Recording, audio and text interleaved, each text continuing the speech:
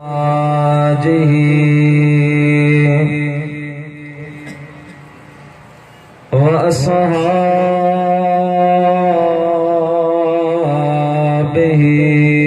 व अहबाइही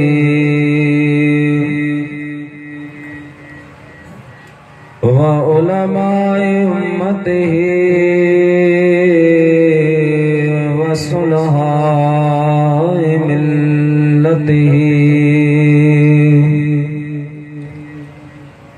व फ़ुक़राए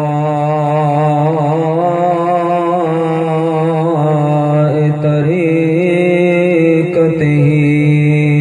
अजमाईन।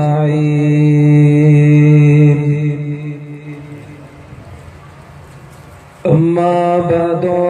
फ़क़द क़ाल अल्लाहु तबारक व तआला फ़िल क़ुरआनिल मजीद वल फ़ुरक़ानिल हमीद। फ़अऊज़ु बिल्लाहि मिनश शैतानिर रजीम। बिस्मिल्लाहिर रहमानिर रहीम।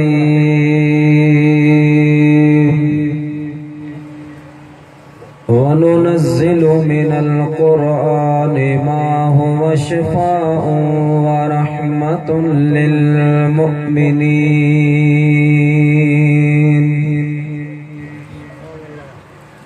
वक़ाल अल्लाहु तबारक व तआला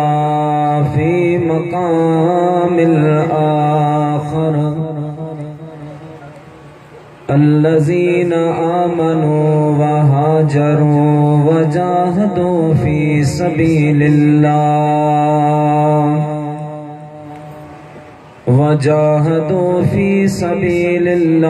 बिअमवालिहिम व अनफुसिहिम अअज़मु दरजतन इंदल्लाह व उलाइका हुमुल फाइज़ून।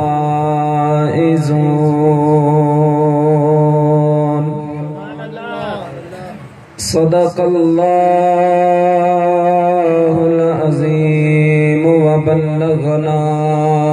रसूलुहुन नबियुल करीम व नहनु अला ज़ालिका लमिनश शाहिदीन व शाकिरीन वल्हम्दुलिल्लाहि रब्बिल आलमीन।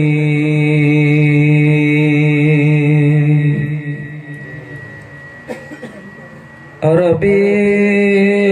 अर्शन मथे वयो मेहमान रब जो थियो। इय कौन को ब्यो वयो बलगल उला बिकमालिही।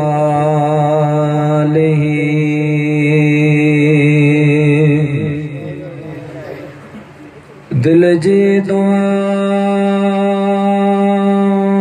मंज़ूर थी दुनिया ता ज़ुल्मता दूर थी। वयो मुल्क सारो नूर थी कशफ़त दुजा बिजमालिही। तारीफ़ सुहिणे जी बेबयां कहड़ो कंदी आजिज़ ज़बान। जिजो मौला आहे मदह ख़ां सुनत जमीउ ख़सालिही।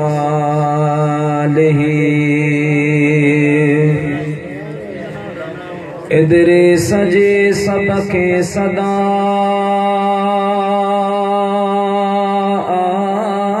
दस्त बस्ता इल्तजा। मोमिना पढ़ो सुबह शाम सल्लो अलैहि व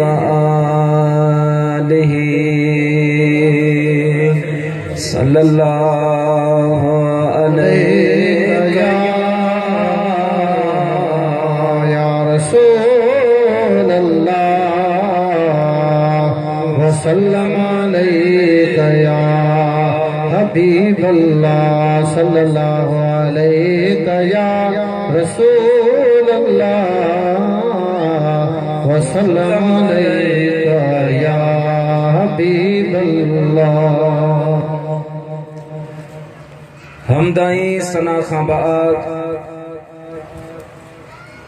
लायके सब इज्जत व एहतराम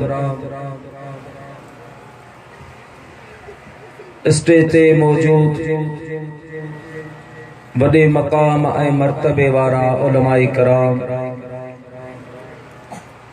व हुफ़ाज़े कराम व बिरादराने इस्लाम, प्यारा मुसलमान भाइरो, अजीजो दोस्तो, अल्लाह रब्बुल आलमीन जे पाक मुक़द्दस कलाम मां चंद कलिमात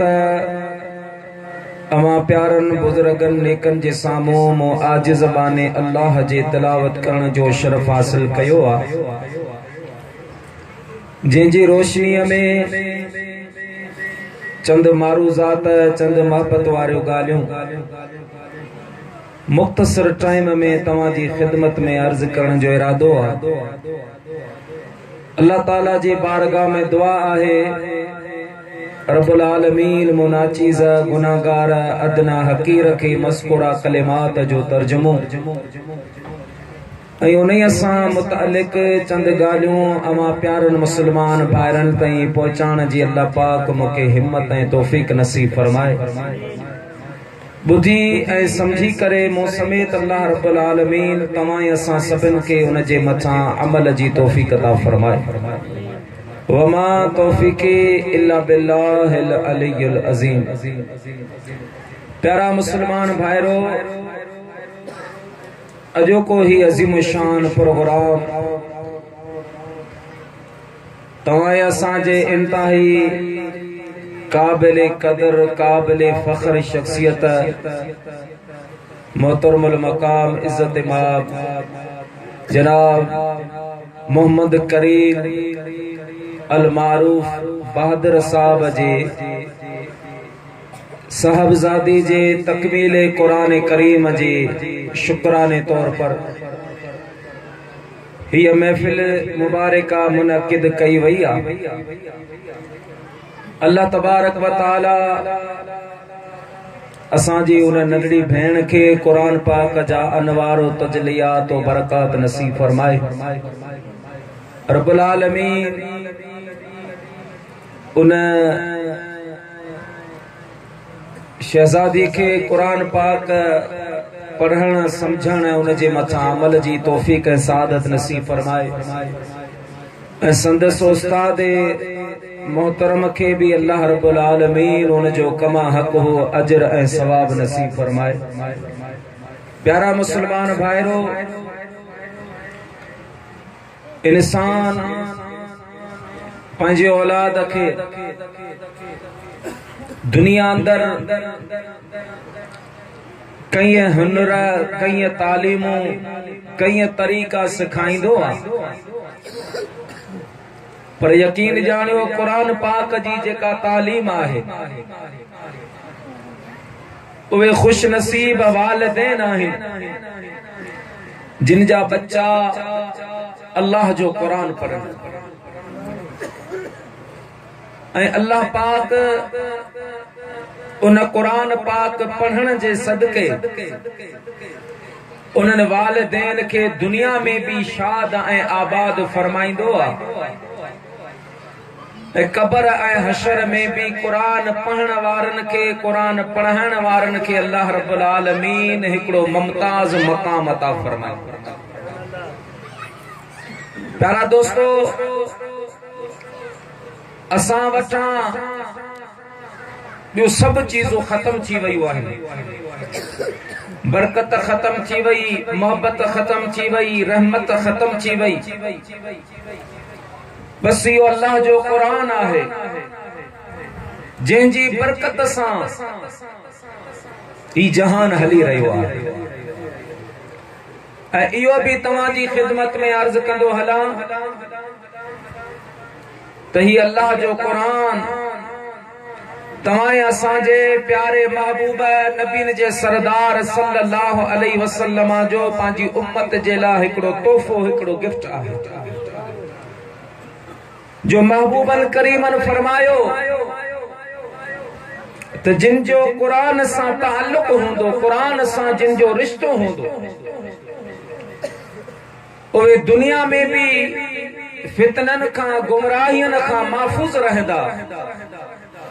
क़यामत जे ॾियारे भी अल्लाह रब्बुल आलमीन क़ुरान पाक जी बरकत सां उन्हनि जा बेड़ा पार फरमाए। हदीस पाक में ईंदो आहे जॾहिं तुंहिंजे मुंहिंजे महबूब करीम सल्लल्लाहु अलैहि वसल्लम जो आख़िरी ज़मानो आयो, जॾहिं महबूबन करीमन हिन दुनिया के अलविदा पे फरमायो ऐं असांजो महबूब अॼु भी हयात ऐं ज़िंदा नबी आहे, पर अल्लाह तबारक व तआला जे अमर के हुक्म के लबैक चवंदे जॾहिं महबूबन बज़ाहिर पर्दो पे फरमायो तॾहिं असहाबन जी जेका हालत हुई उहा इंसान बयान नथो करे सघे। उलमा मौजूद आहिनि, वॾा वॾा सैयदना अमीर उमर जहिड़ा सहाबी भी पंहिंजो होश जमा के विञाए वेठा। पोइ किरोड़ हां सलाम आहिनि सैयदना सिद्दीक़ अकबर, सैयदना अबू बकर सिद्दीक़ जी ज़ात बाबरकात जे मथां, जे मुझे महबूब करीम सल्लल्लाहु अलैहि वसल्लम जे उम्मत जी रहबरी ऐं रहनुमाई फरमाई। बहरहाल जॾहिं महबूबन जो आखिरी वक्त आयो, असहाब किराम हीणा हा, कमजोर हा, सभई मिली करे मुझे महबूब जी दरबार में आयो। अल्लाह जे महबूब के अर्ज कयो, या रसूल अल्लाह, या हबीब अल्लाह, तव्हीं बज़ाहिर हीअ दुनिया छॾे वञी रहिया आहियो, असांखे कंहिंजे सहारे छॾे था वञो। मुझे महबूब करीम सल्लल्लाहु अलैहि वसल्लम फरमायो, तरक्तु फीकुम सकलैन, मुझा गुलामो मां मुस्तफा तव्हां जे अंदर ब भारी ब वज़नी चीज़ों छॾे थो वञा। इन्हनि के तव्हां मज़बूती सां पकड़जो। जमीन फाटी सके थी, आसमान किरी सके तो, पर तव्हां जो ईमान केॾांहुं भी न वेंदो। सहाबन अर्ज़ कयो, या रसूल अल्लाह, या हबीब अल्लाह, वे ब चीज़ों कहिड़ियूं आहिनि जिन जे दामन सां वाबस्तगी जो अवां हुक्म इनायत अता फरमायो आहे। मुझे महबूब करीम सल्लल्लाहु अलैहि वसल्लम फरमायो, मुझा प्यारा गुलामो, हिकड़ो अल्लाह जो क़ुरान, ॿियो मां मुस्तफा करीम जो अहल बैत, इन्हनि जी दामन सां वाबस्ता रहिजो। क़ुरान जी दामन मां हथ न कढजो, अहल बैत जी दामन मां हथ न कढजो। इहो अल्लाह जो क़ुरान, इहो मुंहिंजो अहल बैत अवां जी दुनिया जे तमाम फितनन खां हिफ़ाज़त फरमाईंदा, क़ब्र में भी तव्हां जा साथी हूंदा ऐं महशर जे मैदान में भी इहो अल्लाह जो क़ुरान ऐं मुंहिंजो अहल बैत मां मुस्तफा करीम सल्लल्लाहु अलैहि वसल्लम सां अचे हौज़ कौसर ते मिलंदा ऐं क़ुरान पाक सां मुंहिंजे अहल बैत सां उहे माण्हू भी गॾु हूंदा जिन जा हथ क़ुरान ऐं अहल बैत जी दामन में हूंदा। महबूबन फरमायो, जिन जो क़ुरान जी दामन सां वाबस्तगी हूंदी। और मुंहिंजा प्यारा मुस्लमान भाइरो, इहो अल्लाह जो क़ुरान दुनिया में त साथ ॾींदो आहे। दुनिया में परेशानी अची वञे, अल्लाह जो क़ुरान पढ़, बीमारी अची वञे, अल्लाह जो क़ुरान पढ़। जिते सभई रिश्ता जवाब ॾी वञनि, उते अल्लाह जे क़ुरान सां दिल लॻाए तिलावत जॾहिं कई वेंदी आहे, हदीस पाक में आयो मुझे महबूब करीम सल्लल्लाहु अलैहि वसल्लम इरशाद फरमायो जे जगह ते अल्लाह जो कुरान पढ़बो आ उन जगह जे मथा अल्लाह जी रहमत जा वस्कार थींदा आहिन अल्लाह जा रहमत जा मलाइका नाज़िल थींदा आहिन पोइ ये कुरान पढ़ण वारा कुरान पढ़ाइण वारा अल्लाह जे रहमत में एॾा त महव थी वेंदा आहिन जो रब्बुल आलमीन जी रहमत इन्हनि खे ढके छॾींदी आहे पोइ कुरान पढ़ण वारो तिलावत खां बाद में दुआ घुरे या न घुरे अल्लाह ताला जी ज़ात बाबरकात कुरान जी तिलावत जी बरकत सां उन जो दुनिया ऐं आख़िरत जो तमाम मुश्किलातों आसान फरमाईंदो आहे नमाज पढ़जी हज कजे रोजो रखजे हुक्मात आखिर में दुआ घुरजे पर कुरान पढ़ण वारो दुआ घुरे या न घुरे अल्लाह रब्बुल आलमीन उन जी दुनिया ऐं आखिरत जो मुरादों पूरी फरमाए छॾे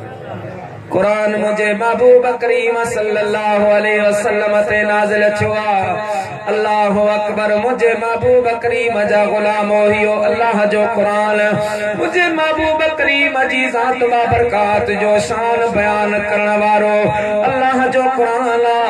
जेको दुनिया में साथ निभाईंदो कब्र में जिते अजीज छॾे वेंदा मिट छॾे वेंदा मण मिटनि जा ॾेई मोटी वेंदा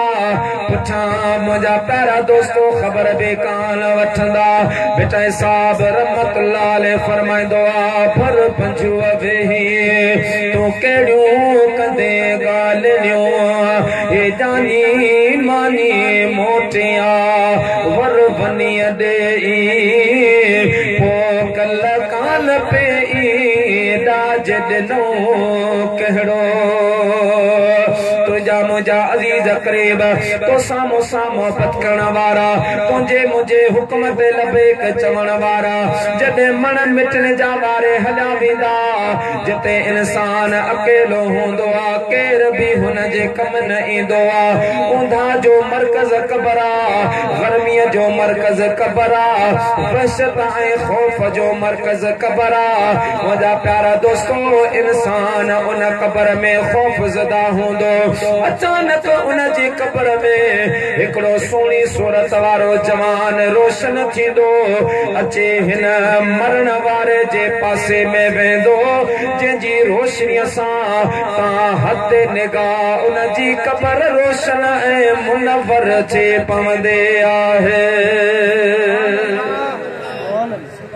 मबून फरमाए पूरी कब्र रोशन थी पवंदी मरण वारो उन शख्स खां पुछंदो अदा तो केरा मुझी कब्र के तो अचे रोशन कयो आ अज त मिट छॾे विया माइट छॾे विया जिनी प्यार दे कयो जवान पाले करो से हलिया विया मिटीअ जे हवाले जिनी प्यार दे कयो जवान पाले करो से हलिया विया कब्र जे हवाले जिनी प्यार दे जनाजे में आया भरे पेर पाभी सदा जन सिंगारो बढ़िया से एकाधी दे जाम खत्मा जजी खाक डाले जिन प्यार दे कयो जवान पाले करो से हलिया विया मिटीअ जे हवाले जिन प्यार दे जेके कख भी बर्दाश्त न कंदा हा जेके मख भी बर्दाश्त न कंदा हा अज मण मिटन जा वारे हलिया विया आहिनि कब्र में छॾे विया आहिनि तो केरा जे अचे मुंहिंजे कब्र खे रोशन कयो आहे मुंहिंजा प्यारा दोस्तो उहो अचण वारो चवंदो ओ मरण वारा गम न कर मां तुंहिंजो दुनिया जो दोस्त आहियां आया ऐं तुंहिंजो दोस्त आहियां दोस्ती निभाइण आयो आहियां चवंदो आहियां तो तोखे सुञाणा त नथो मूं तोखे कॾहिं ॾिठो न आहे यारा मुसलमान ॿाहिरो अचण वारो चवंदो दुनिया में मुंहिंजी ॿी सूरत हुई अॼु मुंहिंजी ॿी सूरत आहे मुर्दो पुछंदो अदा केरु पंहिंजो मुकमल तारुफ़ ॿुधा यारा मुसलमान ॿाहिरो इहो सुहिणी सूरत वारो चवंदो मरण वारा गम न कर मां दुनिया वारो तुंहिंजो ॿियो दोस्त कोन आहियां पर मां अल्लाह जो क़ुरान आहियां तुंहिंजी दुनिया में मूंसां दोस्ती होंदे हुए तुंहिंजी दुनिया में मूंसां यारे होंदे हुए तूं मुंहिंजी तिलावत कंदो हुए कॾहिं रात जो कॾहिं ॾींहं जो कॾहिं फजर जे वक़्त में कॾहिं फजर खां बाद में मुंहिंजे आयतन जे मथां तूं गौर कंदो हुए मुंहिंजी तिलावत सां तुंहिंजे दिल में सुरूर पैदा थींदो हुयो तुंहिंजे अखियुनि मां नीर वेही पवंदा हुया तुंहिंजी अखियुनि मां आंसू जारी थी पवंदा हुया तुंहिंजी दुनिया में मूंसां मोहबत हुई अॼु मां अल्लाह जो क़ुरान उते तुंहिंजो साथ ॾियण आयो आहियां जिते तुंहिंजा दुनिया जा यार छॾे वया दुनिया जा मिट माइट छॾे वया मां अल्लाह जो क़ुरान तोसां निभाइण आयो आहियां ऐं तोखे इहा मुबारक बि ॾियण आयो आहियां त मरण वारा तोखे मुबारक हुजे मुंहिंजी दोस्तीअ जी बरकत सां अल्लाह पाक तुंहिंजो नालो जन्नतन में लिखियो आहे महबूबन करीमन फरमायो कंहिंजी तमन्ना हुजे जन्नती इंसान दुनिया में ॾिसां पाण फरमाई उहो वञी उन्हनि माण्हुनि जी ज़ियारत करे जेके क़ुरान पढ़नि था क़ुरान पढ़ाइनि जेके क़ुरान पढ़नि था क़ुरान पढ़ाइनि था तॾहिं मुंहिंजे महबूब करीम फरमायो खैरुकुम मन तअल्लमल क़ुरान व अल्लमहु अवां में भलो माण्हू उहो हूंदो आहे जेको क़ुरान पढ़ंदो आहे जेको क़ुरान पढ़ाईंदो आहे मुंहिंजा प्यारा मुस्लमानो कम त दुनिया में ॿिया बि घणा नमाज़ बि भली ॻाल्हि आहे रोज़ो बि भली ॻाल्हि आहे तबलीग बि भली ॻाल्हि आहे मुंहिंजा प्यारा दोस्तो हज ऐं उमरो बि भली ॻाल्हि आहे नेक अमल आहे पर मुंहिंजे महबूब ईअं कोन फरमायो भलो उहो आहे जेको पाण नमाज़ पढ़े ॿियनि खे पढ़ाए पाण रोज़ो रखे ॿियनि खे रखाए पाण हज करे ॿियनि खे हज कराए न मुंहिंजे महबूब करीम ईअं कोन फरमायो पर जॾहिं क़ुरान करीम जी बारी आई आहे आमना जे लाल फरमायो अवां में भलो उहो आहे जेको क़ुरान पढ़ंदो आहे क़ुरान पढ़ाईंदो आहे क़ुरान पढ़ण वारो क़ुरान पढ़ाइण वारो दुनिया में रहे या न रहे उनजो अजर ऐं सवाब क़यामत ताईं उनखे मिलंदो मसलन असांखे उस्तादनि पढ़ायो पोइ असां जिन खे पढ़ायो या असां जिते वञी दीन जी तबलीग जी ॻाल्हि कई नेकी जी ॻाल्हि कई चो त ही जो कुझु बि आऊं ॻाल्हाए रहियो आहियां इहो मुंहिंजे माउ पीउ जी महिनत न आहे उस्तादनि जी महिनत आहे उस्तादनि जी अता आहे असां पढ़ियासीं असां पढ़ायो उन्हनि जे शागिर्दनि खे इहो सवाब असांजे उस्तादनि खे उन्हनि जे उस्तादनि खे उन्हनि जे उस्तादनि खे ॿिया जेके बि रिश्ता आहिनि उहे किथे न किथे टुटी वेंदा आहिनि पर क़ुरान पढ़ण ऐं पढ़ाइण वारो उहो मज़बूत रिश्तो आहे जंहिंजी निस्बत बराए रास्त आमना जे लाल नबी जे सरदार सां मुंहिंजे महबूब जो शागिर्द अबू बकर सिद्दीक़ मुंहिंजे हबीब जो शागिर्द सैयदना अमीर उमर मुंहिंजे महबूब जो शागिर्द हज़रत उस्मान ज़ुन्नुरैन मुंहिंजे महबूब जो शागिर्द हज़रत अली उल मुर्तदा शेर खुदा प्यारा दोस्त बुजुर्गो क़ुरान नाज़िल करण वारो रब्बुल आलमीन आहे पढ़ाइण वारो आमना जो लाल पाण फरमाई इन्नमा बुइस्तु मुअल्लिमा अल्लाह पाक मां मुस्तफा के पूरी दुनिया जो उस्ताद बनाए मोकिलियो त उस्ताद वारो जेको निस्बत आहे इहा बराए रास्त मदीने वारे मीर सां मिलंदी आहे मुंहिंजा प्यारा दोस्त बुजुर्गो इंसान मरी वञे पर चार लफ़्ज़ हुन जा पढ़ायल हूंदा तो जेस ताईं उन जा शागिर्द पढ़ंदा या उन्हनि ॿियनि खे पढ़ायो अल्लाह तबारक व तआला जी ज़ात बाबरकात उन सवाब जे हिस्से मां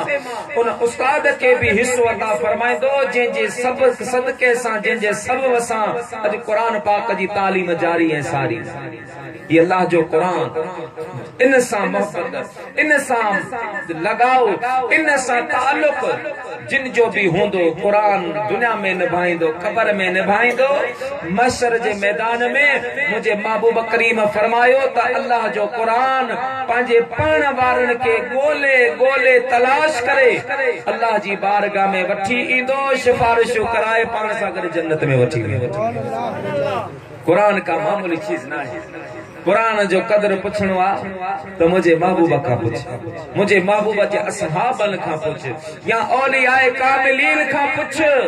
जिन मुझा प्यारा मुसलमान भाइरो कुरान पाक सां दिल लगाए आ कुरान पाक सां उन मोहब्बत कए आ। कुरान पाक ही ओ किताबा जे पढ़ण जो त सवाब आ। सुभान अल्लाह मुझे महबूब करीम सल्लल्लाहु अलैहि वसल्लम जो फरमान आ कुरान पढ़ण वारो जॾहिं कुरान पढ़ंदो आ जे वक्त में वो तालिब इल्म पढ़ंदो आ अलिफ लाम मीम मुझे महबूब करीम फरमायो अलिफ लाम मीम तालिब इल्म जे वक्त में पढ़ंदो आ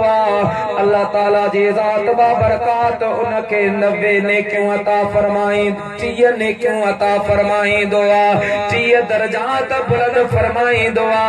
30 गुना अल्लाह पाक उन जा माफ़ फरमाए छॾींदो आ। मुझे महबूब करीम फरमायो मां नथो फरमाया त अलिफ लाम मीम हिकिड़ो हरफ आ बल्कि पाण फरमायो अलिफ जुदा हरफ आ लाम जुदा हरफ आ मीम जुदा हरफ आए मुझा प्यारा गुलाम जॾहिं बि को अवामा अलिफ लाम मीम पढ़ंदो आ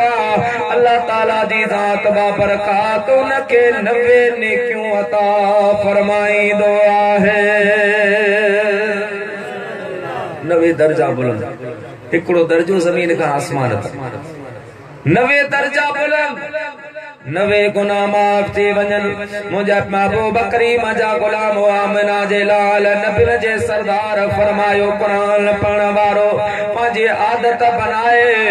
रोज़ानो जॾहिं अल्लाह जे कुरान जी तिलावत सिर्फ हिकु रुको जेको करण जो आदि हूंदो आहे मुंहिंजा प्यारा मुस्लमानो भले गुनाहगार हुजे बदकार हुजे पर कुरान पढ़ण वारो आहे कुरान जी तिलावत करण वारो आहे। नबी जे सरदार करीम फरमायो जॾहिं उन जे सकरात जो वक्त ईंदो आहे अल्लाह पाक उनके ईमान जी सलामती अता फरमाईंदो आहे। हिकु रुको पाण जो जेको आदि उनके अल्लाह रब्बुल आलमीन सकरात जे वक्त में ईमान जी सलामती नसीब फरमाई। ये वॾी बिशारत आहे। वॾा वॾा नमाज़ी वॾा वॾा गाज़ी वॾा वॾा सखी सकरात जे वक्त में उन जा कदम लड़खड़ाजी वेंदा आहिनि ईमान खां हथ धोई रहंदा आहिनि पर मुंहिंजा प्यारा मुस्लमान भाइरो कुरान पढ़ण वारो अल्लाह जे कुरान जे तिलावत करण वारो जेके अल्लाह ताला ईमान जी सलामती अता फरमाईंदो अर्ज़ पे कयम त कुरान पढ़ण बि इबादत आहे कुरान ॾिसण बि इबादत आहे कुरान पाक जो अदब बि इबादत आहे कुरान पाक जो पुछण भी इबादत आ कुरान पाक जो अदब भी इबादत आहे। सैयदना इमाम अहमद बिन हंबल रज़ी अल्लाह ताला अन्हु साईं के वफात का बाद में के मानो ख्वाब में ॾिठो पाण फरमाए त क़िबला अल्लाह पाक तो सा छा मामलो फरमायो पाण फरमाई अल्लाह ताला मूंखे माफ़ करे छॾे। साईं कहिड़े अमल जे करे पाण फरमा लगा ॿिया त अमल पंहिंजी जा पर हिकिड़ी रात मां पंहिंजे दोस्त जी बैठक ते वियो हुयुसि पंहिंजे दोस्त सां मुलाक़ात करण जे लाइ दोस्त सां मारका कंदे कचारियों कंदे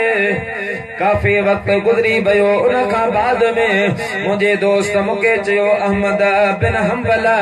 ये बिस्तरा हियो पानी ये तुझी ज़रूरत जो चीज़ूं आहिनि यो कमरो तुझे हवाले मां वञी पंहिंजे घर सुम्हां थो। पाण फरमाइनि पिया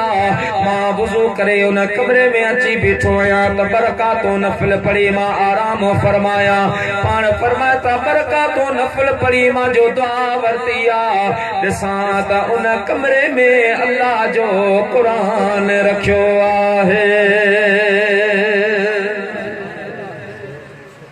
मूं दिल में सोचो हिन कमरे में अल्लाह जो क़ुरान रखियो इते जेकर गफ़लत वारी निंड सुम्हां त इहो मुनासिब न। पोइ सोच न त क़ुरान पाक खणी कमरे खां ॿाहिरि रखां। पर वरी दिल में ख्याल आयो अहमद बिन हंबल पंहिंजे आराम जे करे पंहिंजे निंड जे करे तव्हां अल्लाह जे क़ुरान पाक खे ॿाहिरि था कढो। पाण फरमाइनि था मूंखे इहो बि मुनासिब न लॻो। बिल आख़िर मां छा कयो आहे ॿई हथ ॿधी करे अल्लाह जे क़ुरान जे अदब में मां उते बीही रहियो आहियां न सुतो आहियां न लेटो आहियां न वेठो आहियां क़ुरान जे अदब में बीठो रहियसि हता के फजर जी आज़ान अचे वई। मां नमाज़ पढ़े दोस्त खां मोकिलाए रवानो थी वयसि। जॾहिं मां मरी वयसि अल्लाह ताला जे ज़ात बाबरकात मूंखे फरमायो अहमद बिन हंबल तुंहिंजा ॿिया बि अमल मूं रब जी बारगाह में क़बूल आहिनि पर अॼु जेका तोखे जन्नत मिली रही आहे इहा उन जो बदिलो आहे जो तो दुनिया में मूं रब करीम जे क़ुरान जो अदब कयो आहे। क़ुरान जे अदब सां भी अल्लाह राज़ी थींदो। बिशर हाफ़ी ता ॿुधो हूंदो उलमान खां गुनाहगार हो बदकार हो शराबी नशे जी हालत में अचे पियो कागज़ जो टुकड़े ते निगाह पई त बिस्मिल्लाह शरीफ लिखी पई खणी आ। प्यारा दोस्तों न ता गलाज़त साफ़ कया गंदगी साफ़ कया ॾिसे लिखियो पियो आ बिस्मिल्लाहिर रहमानिर रहीम। अल्लाह बे अल्लाह जो नालो रहमान भी अल्लाह जो नालो रहीम भी अल्लाह जो नालो खणी चुमी अखियुनि ते रखिया। प्यारा दोस्तों पंहिंजे घर खणी आयो आहे अतर अंबेर लगाए मथां ई जगह ते रखिया। बिशर हाफ़ी वरी भी नशे में गरक थी वियो आहे। दुआ कर रब करीम तोखे मूंखे क़ुरान जो अदब नसीब फरमाए। अॼु त अदब मोकिलाए दरसी किताबन में कुरान जो आयतों हदीसों अखबारात में कुरान जो आयतों हदीसों उहे वर्क उहे पना गलिन में पिया हूंदन असां खाण जी भी ज़हमत कोन कंदा। हिन ते को मुबारक लफ्ज़ हूंदो असां लतारे हला वेंदा आहियूं। प्यारा दोस्तों बिशर हाफ़ी उहे कागज़ खया उहे पना खया उन तां गंदगी साफ़ कई। अल्लाह ताला जे ज़ात बाबरकात मुझा प्यारा मुसलमान भाइरो उन वक्त जे कामिल वली हजरत ख्वाजा बायजीद बुस्तामी रहमतुल्लाह अलैहि इल्हाम फरमायो त बायजीद बुस्तामी सुबानी फजर जे नमाज पढ़ी वनी बम बिशर हाफ़ी के मूं रब करीम जा सलाम भी दे ऐं चओ त अल्लाह पाक तो जो नालो शराबिल मां कदी पंहिंजे वलिन में लिखायो आहे।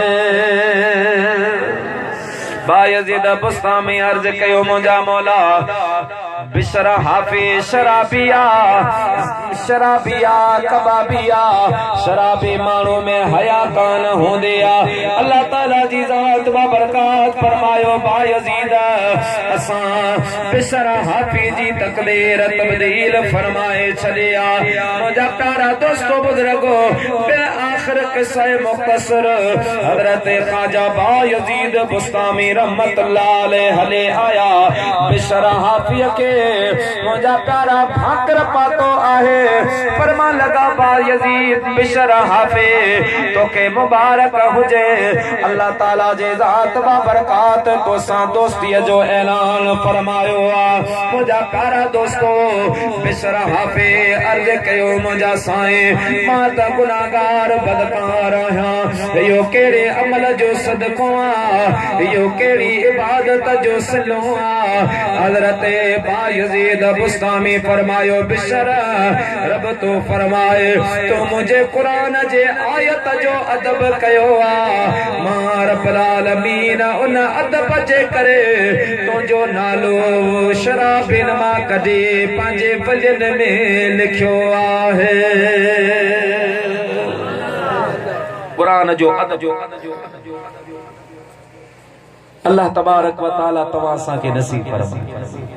प्यारा मुसलमान भाइरो हज़रत इमाम शाफी रहमतुल्लाह अलैह सांजी खिदमत में एकड़ो शख्स आयो अर्ज की क़िबला मुखे औलाद कोन ते थियो ऐं पोइ मूं मन्नत मनी अल्लाह जी बारगाह में अर्ज कयो मुंहिंजा मौला मूंखे धीअ या पुट मिले मां उनखे दुनिया जी हर चीज ॾींदुसि शादी जे मौके ते जहेज में हर शय ॾींदुसि का बि अहिड़ी शय न हूंदी जेका मां पंहिंजे धीअ या पुट खे न ॾियां ओ मुंहिंजा साईं उन वक़्त में मां अमीर हुयसि उन वक़्त में मां सरमाएदार हुयसि उन वक़्त में पैसा हुया उन वक़्त में ताकत हुई पर मुंहिंजा क़िबला मां जो पासा बासी अल्लाह पाक मूंखे हिकिड़ी न्याणी अता फरमाई आहे उहा जवान आहे उन जे शादीअ जा ॾींहं क़रीब आहिनि मां त पासा बासी आहे हाणे इहा बांस कीअं पूरी थींदी हज़रत इमाम शाफ़ी रहमतुल्लाह अलैह फरमायो पुट तुंहिंजी न्याणी क़ुरान पढ़ियल आहे पाण अर्ज़ कई न मुंहिंजा साईं क़ुरान पढ़ियल न आहे हज़रत इमाम शाफ़ी रहमतुल्लाह अलैह फरमान लगा अदा तो वनी पंहिंजी न्याणीअ खे अल्लाह जो क़ुरान पढ़ा क़ुरान जी तालीम ॾे ऐं जॾहिं उन जी शादी अचे रुख़्सती जो टाइम अचे उन वक़्त में तो पंहिंजी धीअ खे अल्लाह जो क़ुरान तोहफ़े में ॾिजां ॼण तो दुनिया जी हर नेमत पंहिंजी धीअ खे ॾिनी आहे कुरान पढ़ा उनखां बाद पंहिंजी न्याणी खे शादी जे मौके ते जहेज में अल्लाह जो कुरान ॾे ॼण तो दुनिया जी हर चीज पंहिंजी न्याणी खे ॾिनी आहे पंहिंजी धीअ खे ॾिनी आहे मुंहिंजा मुस्लमान ही अल्लाह जो कुरान आहे जेको तव्हां असांजे ला अल्लाह रब्बुल आलमीन जी ज़ात बाबरकात हिकड़ो रहबरी ऐं रहनुमाई जो तरीक़ो बनाए करे गाइड बुक आहे तव्हां असांजे लाइ अल्लाह जो क़ुरान जिंदगी कीअं गुज़ारजे इबादत कीअं कजे नमाज कीअं पढ़जे रोज़ो कीअं रखजे अल्लाह पाक सां कीअं क़ुर्ब हासिल कजे महबूब करीम सां कीअं मिलजे अल्लाह जे वलिन सां कीअं मिलजे अल्लाह ताला जी ज़ात बाबरकात जो क़ुरान तुंहिंजे मुंहिंजी रहबरी कंदो आहे तुंहिंजी मुंहिंजी रहनुमाई कंदो आहे यो अल्लाह जो कुरान जे कने मुझा प्यारा दोस्तों बुजुर्गो इनके गौर सां ॾिसजे मोहब्बत वारी निगाह सां ॾिसजे त हिन कुरान जे हर आयत में हर हरफ में अल्लाह पाक जी वहदानियत बयान थियल आहे हिन कुरान के जे कने अदब ऐं मोहब्बत सां ॾिसजे हिन जे हर आयत हर हरफ में मुझे महबूब करीम जो शान बयान थियल आहे हिन कुरान पाक जे के जे कने मोहब्बत ऐं अक़ीदत जे निगाह सां ॾिसबो आहे हिन क़ुरान जी हर आयत में मुझे महबूब करीम जे उम्मत जो शान बयान चल आहे अल गर्ज अल मक़सद दुनिया ऐं आखिरत जो हर नेमतों अच्छाइयों भलाइयों अल्लाह ताला जी ज़ात बाबरकात पंहिंजे क़ुरान में जमा फरमायूं आहिनि पढ़ो सल्लल्लाहु अलैहि या रसूल अल्लाह वसल्लम अलैका या हबीब अल्लाह। कुरान जिन पढ़ियो अल्लाह तबारक व तआला जी ज़ात बाबरकात उन्हनि खे हर नेमत अता फरमाए। तारीख़ हिंदुस्तान में ईंदो मुग़लन जे दौर में हिंदुस्तान जो हिकिड़ो गैर मुस्लिम माण्हू हो, अमीर कबीर माण्हू हो। उन जी औलाद में हिकिड़ी धीअ हुई। पोइ हुन चाहियो त मां पंहिंजी धीअ खे हिकिड़ी वॾी शख्सियत बणाया, उनखे दुनिया जी हर तालीम ॾियां। इन इरादे सां, इन नियत सां हुन पंहिंजी धीअ खे मुंहिंजा प्यारा मुस्लमान भाइरो हर दुनिया जी तालीम ॾिनी आहे। उर्दू अंग्रेजी उन ज़माने जो जेके भी ज़बानूं हुयूं उहे सभई पंहिंजी धीअ खे पढ़ायूं। अरबी भी पढ़ाई आहे पर आख़िर में फारसी रहिजी वई आहे। हाणे सोचे पियो त मां पंहिंजी धीअ खे फारसी कीअं पढ़ायां, कंहिंखां पढ़ायां। ख़बर पई आहे त दिल्लीअ जे शहर में हिकिड़ो आलिम दीन रहंदो आहे जेको फारसीअ जो माहिर आहे। फारसी आहे, बुज़ुर्गाने दीन जी ज़बान आहे। जिन पढ़ी आहे उन खां पुछी ॾिसो। हज़रत ख्वाजा शम्स तबरेज़ रहमतुल्लाह अलैह, मौलाना अब्दुर्रहमान, मौलाना जलालुद्दीन रूमी रहमतुल्लाह अलैह, शम्स तबरेज़ मजज़ूब, जलालुद्दीन रूमी रहमतुल्लाह अलैह आलिम दीन। चौंदा तो उल्टी चाल चलते हैं दीवान गाने इश्क, आंखों को बंद करते हैं दीदार के वास्ते। एक मर्तबा मौलाना जलालुद्दीन रूमी रहमतुल्लाह अलैह मदरसे में हदीस पे पढ़ाए। काल काल रसूलुल्लाह सल्लल्लाहु अलैहि वसल्लम। हज़रत शम्स तबरेज़ रहमतुल्लाह अलैह आयो, अची मथां बीठो। साईं हदीस पढ़ाई पे, हदीस जो दर्स हलंदो आहे दौरे हदीस में। साईं वारा पढ़िया कलाक ॾेढ जो पीरियड हूंदो आहे बुखारी शरीफ जो। साईं हदीस पढ़ाए जॾहिं ख़ामोश थिया, किताब बंदि कयो, शम्स तबरेज़ पुछो साईं का ई चीज़ त साईं छा आहे? मौलाना जलालुद्दीन रूमी रहमतुल्लाह अलैह फरमाए त ई इल्म कालस्त के तो नमे दाने जी फ़कीर, इहो इल्म काल आहे जेके तूं नथो ॼाणी। ई तुंहिंजे सम्झ जी ॻाल्हि न आहे। तूं वञी माण्हुनि जे दरनि तां मानी खा वञे पाणी पे, तूं वञी माण्हुनि खे बेवकूफ़ बना। मुंहिंजा प्यारा मुस्लमान भाइरो जलालुद्दीन रूमी रहमतुल्लाह अलैह शम्स तबरेज़ जी हूअं बि मुखालफ़त कंदो हुयो। अॼु जो मदरसे में आयो आहे शागिर्दनि जे साम्हूं बि साईं शम्स तबरेज़ रहमतुल्लाह अलैह के घटि वधि कलिमा ॻाल्हाया। हज़रत मौलाना जलालुद्दीन रूमी रहमतुल्लाह अलैह पंहिंजे घर रवाना छा शम्स तबरेज़ रहमतुल्लाह अलैह छा कयो आहे? हज़रत मौलाना जलालुद्दीन रूमी रहमतुल्लाह अलैह जा जेके भी दरसे कलमी किताब हा उहे सभई किताब खणी मदरसे जे पासे में हिकिड़ो तलाह हुआ, उन पाणीअ जे तलाह में किताब लारे छॾिया आहिनि। किताबुनि में फिटा करे तो किताब पानी में किरिया। साईं जे मदरसे जा तालिब भॼंदा विया वञे। साईं हज़रत जलालुद्दीन रूमी रहमतुल्लाह अलैह के ॿुधायो आहे क़िबला हिकिड़ो फ़क़ीर आयो आहे, ओ जे तव्हां सां ॻाल्हायो पे अवां उनखे मदरसे में धमकी बि ॾिनी, अवां उन सां तलख़ कलाम बि फरमायो हुयो। अवां जे वञण खां बाद में उन फ़क़ीर तुंहिंजा किताब खणी सभई पाणीअ में विझी छॾिया आहिनि। हज़रत मौलाना जलालुद्दीन रूमी रहमतुल्लाह अलैह घरां जो निकितो आहे, लठ साईं जे हथ में आहे। ॾिसे त शम्स तबरेज़ उन पाणीअ जे तलाह जे पासे में बीठो आहे। साईं उन सां ठहे थो अॻ में कोन हे जो लठ खईं त साईं शम्स तबरेज़ भॼण लॻो। मौलाना जलालुद्दीन रूमी रहमतुल्लाह अलैह फरमाए तो त आऊं पंहिंजी मुकम्मल स्पीड में पियो वञा, शम्स तबरेज़ पंहिंजी नॉर्मल स्पीड सां हले पियो। पुॼा न पियो, हले हले थकी पयसि। इतरे में उन फकीर मुके चयो मौलवी गाल बुझ जे कदे मुके तो मार न दी जे तू मुके मार न दी त मां ये किताब तो के साबित कढी दियण ला तैयार आया मुजा प्यारा दोस्त बुजुर्गो साईं फरमायो मुजो वायदो आ तो के न मारींदस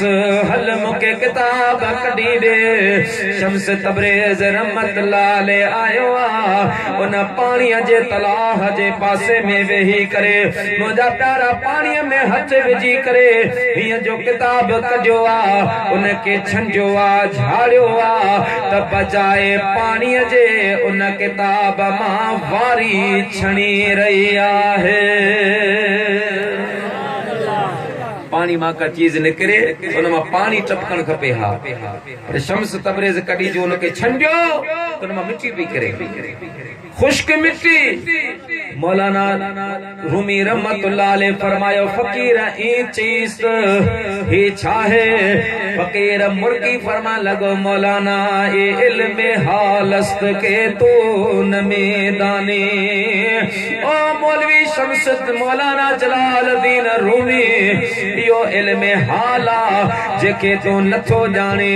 यो इल्म पांजे मीरास में कोन मिलंदो आ यो इल्म मुझे बाबू बकरीम जे दरवाजे ता मिलंदो आहे शम्स तबरेज जी साईं मुखालफत कई मान के जली दो हो तो बाबा ने जे पुछा ना हलो इनके घर अचण न दियो हिन सा कचारी न करियो जॾहिं किताब कढी ॾिनई तॾहिं हक़ जो साम्हूं आयो त अहले हक़ जो उसूल आहे उहे हक़ के तस्लीम कंदा मौलाना जलालुद्दीन रूमी रहमतुल्लाह अलैह साईं जे कदमनि ते किरी पियो अर्ज करण लॻो साईं मांखे पंहिंजो मुरीद बना मांखे पंहिंजो खादिम बना मांखे तुंहिंजो मुरीद बना हज़रत मौलाना जलालुद्दीन रूमी रहमतुल्लाह अलैह के मुंहिंजा प्यारा दोस्तो हज़रत शम्स तबरेज रहमतुल्लाह अलैह मुरीद बनायो आ साईं के मदरसे में विहारियो वियो चंद ॾींहं खां बाद में जॾहिं सफ़र ते निकिता त रूम जे बाज़ार वारा ॾिसंदे हैरान थी विया सुभान अल्लाह अॼु शम्स तबरेज अॻियां वञी रहियो आ उन जी जुती मुबारक ऐं साईं जे कपड़नि वारो बेग मौलाना जलालुद्दीन रूमी खणी पुठियां वञी रहियो आहे मानन जो क़िबला ही छा अवां त झलींदा हा त हिन फ़कीर जे करीब न अचो अॼु पाण पियो हुन जे पुठियां वञी हाणे फरमान लॻा मौलवी हरगिज़ न शुद मौला रूम ता ग़ुलामे शम्स तबरेज़ी न शुद पाण फरमान लॻा ऐं मूंखां पुछण वारो तेसी जलालुद्दीन रूमी मौलवी थी न तो सके जेसी अल्लाह वारे जे दामन सां वाबस्तगी इख्तियार नथो करे मां जो शम्स तबरेज सां हथ मिलायो आ इन फकीर मुझे हथ के मदीने वारे मीर सां मिलाए छॾियो आहे अल्लाह जा पाना अल्लाह जा कामिल बाना जेके आहिनि उन जी ज़बान फारसी आहे फारसी महबूब ज़बान आहे बहरहाल मुंहिंजा प्यारा मुस्लमान ॿारो उन गैर मुस्लिम ॿुधो त दिल्ली जी बाज़ार में हिकिड़ो आलिम रहंदो आहे मौलवी रहंदो आहे फारसीअ जो माहिर आहे उनखे घुराया चवण लॻो मौलवी साहब तव्हां रोज़ानो मुंहिंजे घर ईंदा करियो मुंहिंजी धीउ आहे उनखे तव्हां फारसी पढ़ाईंदा करियो फारसी जी तालीम ॾींदा करियो तव्हांखे माक़ूल उन जो वज़ीफ़ो मिलंदो मुंहिंजा प्यारा दोस्तो बुज़ुर्गो मौलवी साहब आयो आहे हिकिड़ी फारसी पढ़ाई आहे ॿिए ॾींहुं फारसी पढ़ाई आहे टे ॾींहुं फारसी पढ़ाई आहे मुझा प्यारा दोस्तों हफ्ते ॾेनियल का बाद में उन न्याणी उन धिया मौलवी साहब के फरमायो मौलवी साहब हिकड़ो कर्म कर मेहरबानी फरमा मुके सिर्फ फारसी न पढ़ा मुके अल्लाह जो कुरान भी पढ़ायो। मौलवी साहब फरमायो तमा तो कुरान पढ़ने जला मुसलमान के लाजमी है जे तू मुसलमान थींदी ता गरीब मानू या तो जो पी मग मारा छदी बगैर कलमे पढ़जे ता कुरान न तो पढ़ाए सके इयो भी कोशिश कंदा करो महबूबन जी हदीस पाण फरमाए जी कोशिश सा जी मेहनत सा को हिकड़ो भी मानू इस्लाम में दाखिल चो अल्लाह तबारक व तआला उन कोशिश करण वारे जो नालो जन्नत में लिखी छदीदो। सुभान अल्लाह। अवां जो को दोस्त अवां जो को यार अवां जो को जेर असर अवां जो को ताल्लुक वारो जो को इस्लाम का मावरा आहे गैर मुस्लिम आहे अवां उनते कोशिश कई अवां उनके समझायो अवां उनके माइल कयो इस्लाम जी तरगीब दिनी उन अवां जी सोहबत में अची जेकॾहिं कलमो पढ़ियो हेॾा इहो कलमो पढ़ंदा होॾा रब्बुल आलमीन तुंहिंजो नालो जन्नत में लिखी छॾींदो। बहरहाल उन न्याणी चयो मौलवी साहब बाबो ज़ालिम माण्हू आहे पर तूं मूंखे कलमो पढ़ा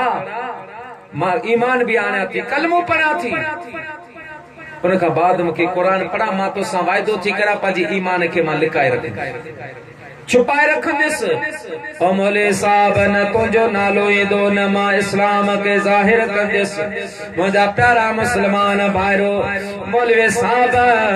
उलमाए साहबा के अल्लाह जे कुरान जी तालीम ॾिनी आहे कलमे पढ़ण खां बाद में जीअं जो अल्लाह जो कुरान माई पढ़ियो आहे ओ मुंहिंजा प्यारा दोस्तो बुजुर्गो कुरान पढ़ंदे पढ़ंदी वैया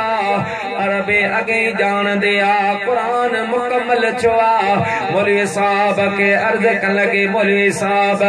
अञा भी फारसी जो कोर्स पूरो कोन छो आ 2 महीना रहन पया मेहरबानी कर मुके रसूल दो जहां जे हदीस में पढ़ा कुरान जो तफसीर महबूबन जी हदीस माई साहबा जॾहिं मुझे महबूब करीम जो हदीसो पढ़ियो जॾहिं अबू बकर सिद्दीक जो इश्क पढ़ियो जॾहिं अमीर उमर जो मुंहिंजा प्यारा दोस्तो बुजुर्गो मोहब्बत जा दास्तान पढ़िया जॾहिं सुहब रूमी बिलाल हबशी जा हज़रत माई साहबा वाक़ियात पढ़िया मुझे महबूब करीम जे हुस्न जी तारीफ कदे सैयदना अबू हुरैरे जे ज़बानी बुधी कदे अम्मा आयशा सिद्दीका जो रवायतों पढ़ियूं आहिनि कदे हज़रत सुमरा बिन जुंदब जो रवायतों पढ़ियूं आहिनि कदे अमीर उमर जो रवायतों कदे मौलाए कायनात जो रवायतों माए साहबा पढ़ियूं आहिनि खुद ब खुद हिन माईअ जे दिल में मुझे महबूब मोहम्मद जो इश्क पैदा थे पयो आहे महबूबन जी मोहब्बत वधण लगी आ। मौलवी साहब के चया मुझा साईं हाणे त मुझे दिल में अल्लाह जे हबीब जी मोहब्बत वधी वई आ महबूब करीम सा इश्क थी वयो आ जॾहिं खां थिया मुके साना सुपेरन जी तॾहिं खां तर जे तरो हिक वेलम विसरियाब पो अंदर रूह रहियाम मुझा सजण उता को करे मौलवी साहब हाणे अहिड़ो को अमल ॿुधा जो मूंखे ख्वाब में मुंहिंजे महबूब करीम जो दीदार थे पवे। मौलवी साहब ॿुधायो त महबूब ते सलात पढ़ंदी कर दुरूद पढ़ंदे रहिया रात जे टाइम में जॾहिं इश्क जा उदमा उथंदा हा माए साहबा मुंहिंजा प्यारा दोस्तो बुजुर्गो रोई उथंदे हुए माण्हू पुछंदा हा माए ख़ैरा ज़बाने हाल सां कंहिंखे पंहिंजो हाल ॿुधाए मुंहिंजा प्यारा ॿुधाइण ते पाबंदी लॻी पई आ पर दिल में चवंदे हुए अजब आधी रात जो मूंखे सुहिणो सरवर याद पियो मुझी निंडनेणन जी पिटी मुके हो त हर हर याद पियो अजब आथिया रात जो मुखे सुहिणो सरवर याद पियो मुझी निंडनेणन जी पिटी मुके हो त हर हर याद पियो इश्क बारण मारिया मुँह मग मदीने जा सारिया मुँह मग मदीने जा सारिया इश्क बारण मारिया मुँह मग मदीने जा सारिया मुँह मग मदीने जा सारिया घोड़ा घड़ियों किया धारिया घोड़ा घड़ियों किया धारिया मुखे रात रह पर याद पियो मुझी निंडनेणन जी पिटी मुके हो त हर हर याद पियो इश्क उदमा था उछल मुझा जो सजेरा था जलन मुझा जो सजेरा था जलन इश्क उदमा था उछल मुझा जो सजेरा था जलन मुझा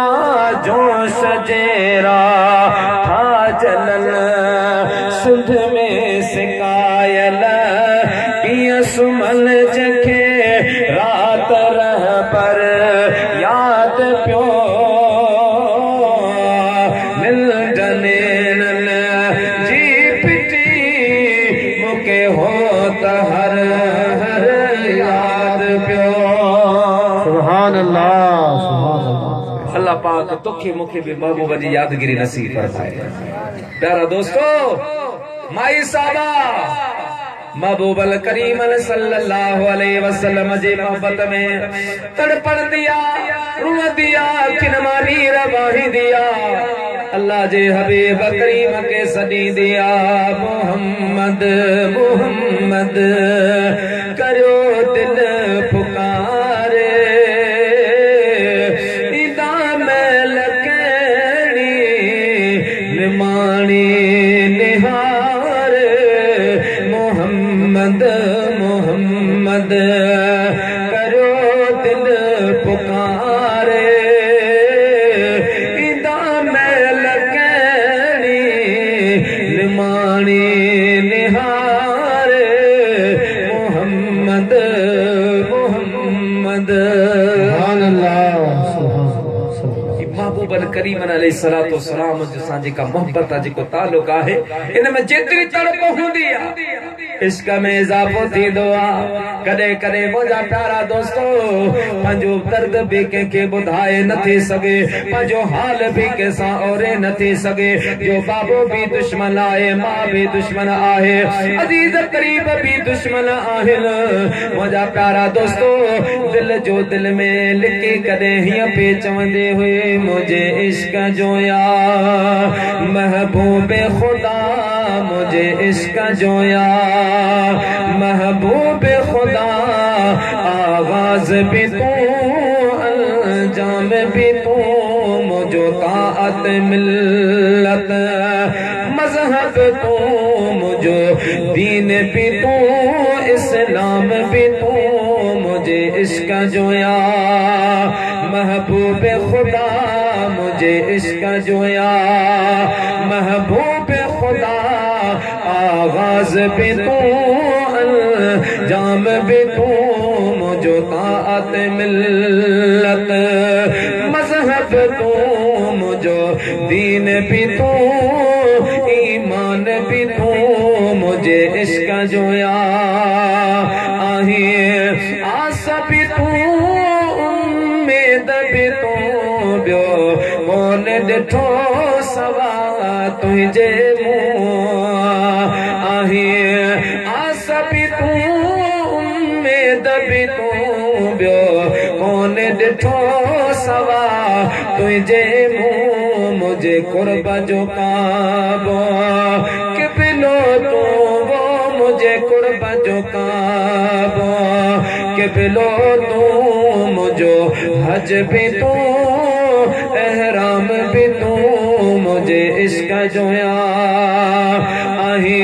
हुस्न अज़ल जो राज़ बि तूं कुदरत जो नाज़ हुमाज़ बि तूं महबूब बि तूं मतलूब बि तूं महबूब बि तूं मतलूब बि तूं कासद बि तूं पैगाम भी तू मुझे इश्क जो या महबूब खुदा आगाज भी तू अंजाम भी तू मुझे इश्क जो या महबूब खुदा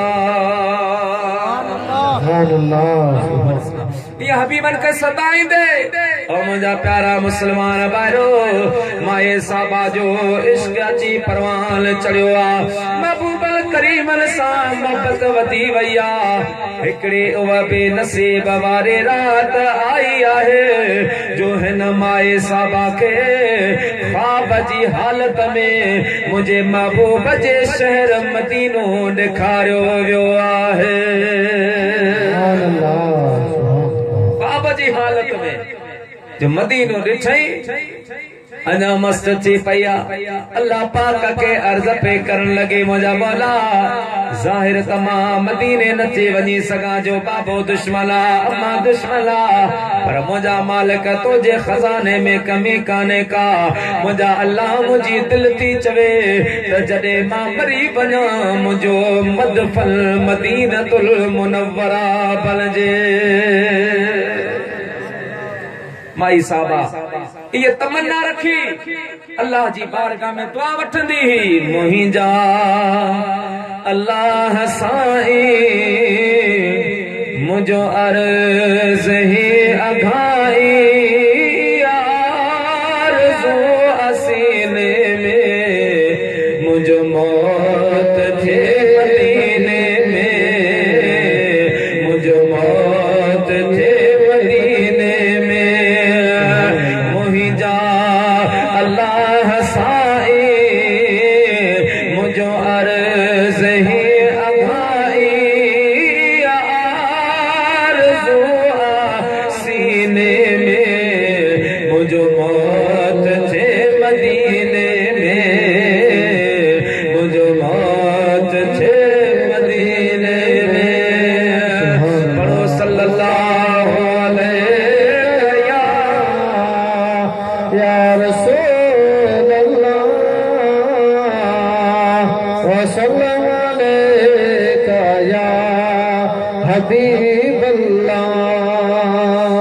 प्यारा दोस्तों जो थकी पियो सो हथ मथी बहादुर मूंखे चए तो पूरो घंटो तकरीर करणी आहे प्यारा मुसलमान भाइरो माई साहबा जे इश्क में मोहब्बत में इजाफो थियण लॻो आहे बिल आख़िर मुझे महबूब करीम सल्लल्लाहु अलैहि वसल्लम सां मोहब्बत रखण वारे अल्लाह जे महबूब करीम सां प्यार करण वारे मुझे हबीब ते लिकी लिकी दुरूद पढ़ण वारे मुझे हबीब के निंद में सॾण वारे माई साहबा आहे फिराके इश्क मुस्तफा में मुझा प्यारा दोस्त बुजुर्गो बीमार थी पई आहे बिस्तरे हवाले थी भैया हकीम आंदा वया तबीबा आंदा वया मुझा प्यारा डॉक्टर आंदा वया पर जेको भी हकीम तबीब अचे पयो जिया पियो हिन जो इलाज करे इया हिन माया जो मर्ज वधी रहियो आहे दवा असर न पी करे को इलाज असर न पियो करे मैं गुलाम नबी मैं सर रहमतुल्लाह अलैह फरमाइंदो आ अस्पतालन मां थी आया इश्क वारा ला इलाज अस्पतालन मां थी आया इश्क वारा ला इलाज से झोरीअ में प्या झुरंदा यार जिल के याद आ कुर्ब में जो कैद छो सो ला दवा लाचार आ बिरह जे बीमारी वारन जी दवा दीदार आ जिल के फिराका दिल के छाक जो पीना पटो जिया विछोड़ो इया वधे इश्क जो आज़ार आ कुर्ब में जो कैद छो सो ला दवा लाचार आ हे दिली दिल दर्द हेड़ा चो भला किया चाक छे सिर डे प्या सूर वठ जल हे इश्क जो वापार आ सिर डे प्या सूर वठ जल हे इश्क जो वापार मेरा मुसलमान भाइरो बीमार थी बिस्तर हवाले चिया हकीम आया तबीब आया मुझा प्यारा दोस्तों बुजुर्गो केर भी इं न पियो चवे तका माए ठीक थींदे कमजोरी लाइक थी भैया एक मरतबा बाबू अचे मथा बैठो आ अमर अचे मथा बैठे आ बाबे जी अखिन मां लुड़क अची भया मुझी थिया मां तुझे ला केड़ा ख्वाब ॾिठा हा तू बैनुल अक़वामी शख्सियत थींदी दुनिया में दुनिया जे बैनुल अक़वामी मानन में तुझो शुमार थींदो पर अल्लाह जिंदगी तो सा वफा न पे करे इहो तुझो हाल आ न का दवा ते लगे न का दुआ ते लगे न का फकीती फर्क करे ओ मुझे थिया मां तुझो बाबो भी मजबूर आहियां हाणे तुझी का आखिरी हसरत हुजे का दुआ हुजे का तलब है तमन्ना हुजे मां तुझो बाबो पूरी करण चाहया तो उन न्याणी थिया जे अखिन में लुड़क अचे वया ज़बाने हाल सा पाजे बाबे के चवण लगे बाबा जेका तलब दिल में आहे जे बुधाई दिस पूरी तो कोन कंदे पर मुझा बाबा आखिरी तो सा मुझे ये गुजारिश है मेहरबानी कर उन मौलवी साहब के घुरा जे मुके फारसी पढ़ाए आहे उन मौलवी साहब के आंदो वियो मौलवी साहब उन छोकरी सा उन न्याणी सा बैठो उस्ताद शागिर्द हा जने मौको मिलियो तर माई साहब चो मौलवी साहब तो सा वफादारी कई मुझे मथा एडियो आज़माइशूं अची वयूं पर मो तुझो नालो न खयो हाणे मूंखे ख़बर आहे न मर्ज़ मां उथण मुश्किल हन बीमारी मां ठीक थियण मुश्किल पर मौलवी साहब मुझा उस्ताद तू मुझो उस्ताद आई मुझो वालिद आई वालिदैन पंहिंजे बच्चन जे मथा शफीक हूंदा आहिनि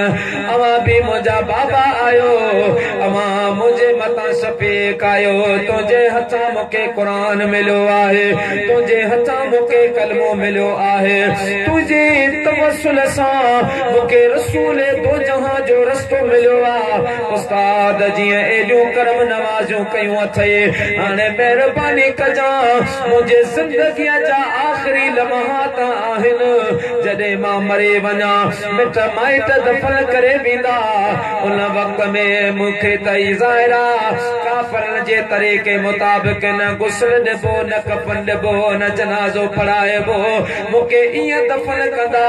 तोखे इहा वसियत आहे त मुंहिंजे जनाज़े के क़बर खोटाए ॿाहिरि कढाइजां गुस्ल बि ॾिजां कफ़न बि ॾिजां मुझे महबूब करीम जे तरीके शरीयत मुताबिक मु मिस्कीन जो जनाजो पढ़ाए वरी मुके कब्र जे हवाले कजा मन अल्लाह पाक मु मिस्कीन ते मदीने वारे जे सदके रहम फरमाए मौलवी साहब जे अखिन मां लुड़कची वया फरमा लगा तो मुझी मां मुझे तो वायदो आ इंशाअल्लाह मां तुझी वसियत अमल कंदस तुझे इन आरज़ू के मां पूरी करण जी मुकम्मल कोशिश कंदस। मुझा प्यारा मुसलमान भाइरो माए साबा जे हसरत मुताबिक जदे माई साबा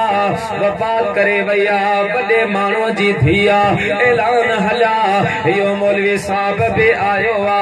अचे करे उन जे माई जे मुझा प्यारा दोस्तो बुजुर्गो उन जे रस्मन में शरीक चवा दिसे पियो किथे पी कब्र खोट जे किथे पे दफन चे